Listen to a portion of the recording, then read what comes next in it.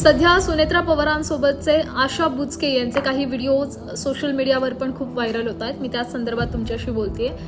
किल्ले शिवनेरीवरील शिवजयंतीच्या एका कार्यक्रमात भाजपच्या आशा बुचके आरेरावी करतानाचा व्हिडिओ समोर आला. शिवरायांच्या पालखीत मुख्यमंत्री फडणवीस दोन्ही उपमुख्यमंत्र्यांसह पालखी घेत असताना बुचकेंनी सुनेत्रा पवारांना धक्का देऊन पुढे सरसावल्याचं दिसतंय.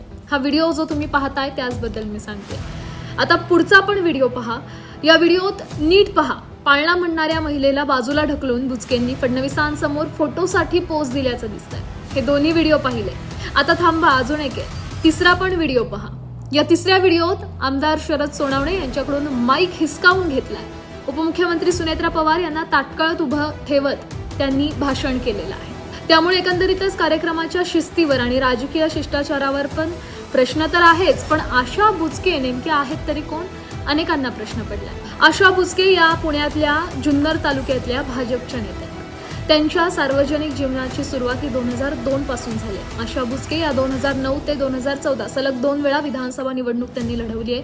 शिवसेनेत होत्या त्यावेळेस, पण पक्षशिस्तभंगाची कारवाई उद्धव ठाकरेंनी त्यांच्यावर केली होती त्यांच्या वर्तनामुळे, आणि त्यानंतर त्या भाजपमध्ये गेल्या.